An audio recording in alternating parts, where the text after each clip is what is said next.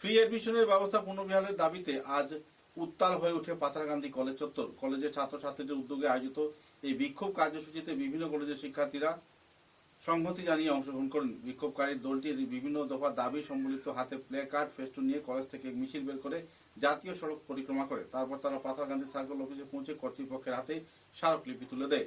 এ সময় বিভিন্ন স্লোগানের মাধ্যমে শিক্ষার্থীরা তারা দ্রুত ফ্রি এডমিশনের ব্যবস্থা করা পুনর্বহালের দাবিও জানান। এ ব্যাপারে বিস্তারিত তথ্য তুলে ধরেন ভূমিপুত ছাত্রছাত্রীরা। স্লোগান তো ছাত্র একতা জিন্দাবাদ, ছাত্র একতা জিন্দাবাদ, সবাই বলো we want justice, we want justice.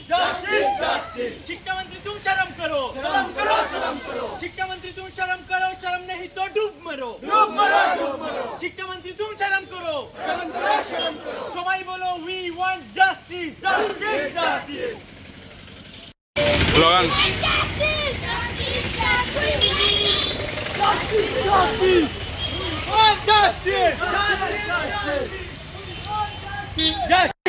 অধিকার অধিকার Assam university high high free admission দিতে হবে, দিতে হবে, ফ্রি এডমিশন দিতে হবে, দিতে হবে, আমাদের দাবি মানতে হবে, মানতে হবে, আমাদের দাবি মানতে হবে, আমাদের দাবি মানতে হবে, ফ্রি এডমিশন দিতে হবে, আমাদের দাবি মানতে হবে, ফ্রি এডমিশন দিতে হবে। শিক্ষা আমাদের অধিকার, অধিকার অধিকার।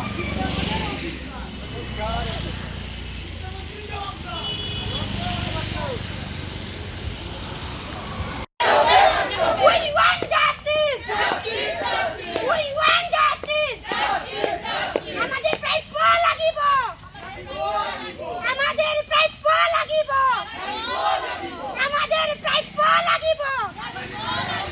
We want justice, we want justice, free admission দিতে হবে, free admission দিতে হবে, free admission দিতে হবে। We want justice, Assam University high high, Assam University high high, Assam University high high, Assam University high high। মুখ্য উদ্দেশ্যটা কি? আপনারা কোথায় বাইর হবেন, কে বলবেন? আমরা এখানে জমায়েত হওয়ার মূল উদ্দেশ্যটা হচ্ছে যে আমরা দেখতে পাচ্ছি যে রাজনীতিকে এখন শিক্ষার সাথে জড়িত করা হচ্ছে। আপনারা যদি খেয়াল করেন তাহলে দেখতে পারবেন যে 2025-এ ইলেকশন হয়েছে। ইলেকশনের পূর্ববর্তীকালে যে পলিসিটা লাগু করা হয়েছে যে যাদের ব্যাকলগ আছে তারাও ফ্রি অ্যাডমিশনের সুবিধাটা নিতে পারবে বিপিএল ক্যান্ডিডেট হলে। এর আগে পূর্ববর্তী সময়ে এটা ছিল যে যাদের ব্যাকলগ আছে তাদেরকে দেওয়া হতো না, কিন্তু এই ইলেকশনের পূর্ব মুহূর্তে এই সুবিধাটা আমাদের দেওয়া হয়েছে। আমি বিশেষত মনে করি যে ইলেকশনের শেষে এই সুবিধাটা আবারও বহির্ভূত করা হয়েছে। এর একমাত্র কারণ হতে পারে যে রাজনীতিকে উদ্দেশ্য করে। যেমন আমাদের 26-এ ইলেকশন হয়েছে, ইলেকশনে ওরা জয়ী হয়েছে, যারা রুলিং পার্টি আছে তারা জয়ী হওয়ার পরবর্তীতে এই সুবিধাটা আমাদের কাছ থেকে সরিয়ে নেওয়া হয়েছে।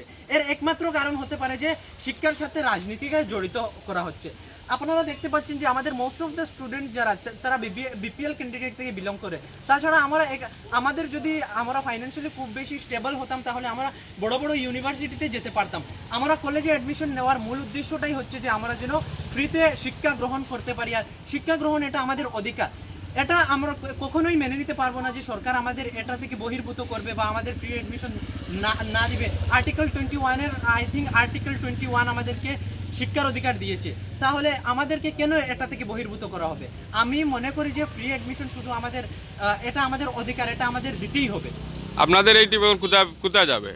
আমরা এখন সার্কেল অফিসে মেমোরেন্ডাম দিব। যদি সার্কেল অফিসে দিয়ে আমরা ডিসির কাছেও দেওয়ার চেষ্টা করব, আর যদি পরবর্তী 2 দিনের মধ্যে আমাদেরকে কোনো রেসপন্স দেওয়া না হয় তাহলে আমরা পরবর্তী পদক্ষেপ আমরা বিভিন্ন কলেজ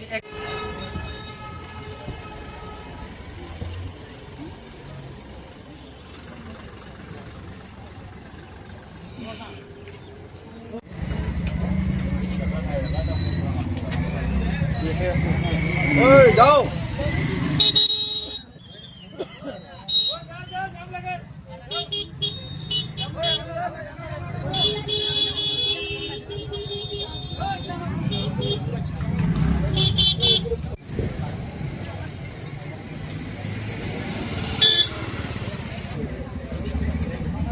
যা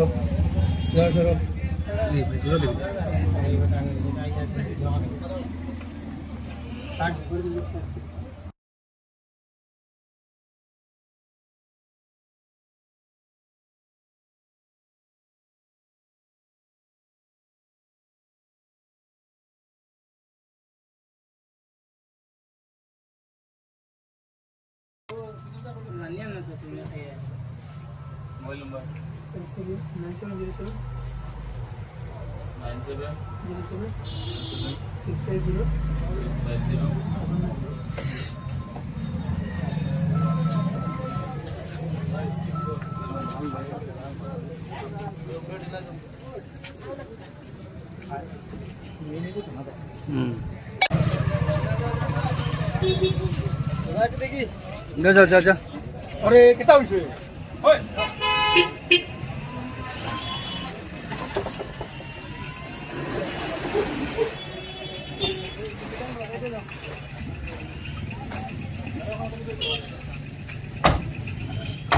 ওই চলো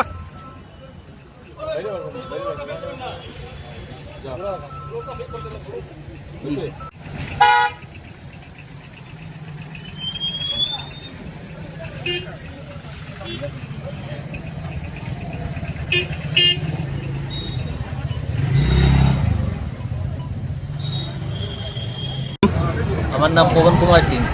হ্যাঁ, আমার সোনা রূপা সব টাইম দেখা গেছে 15 তারিখ রাত্রে।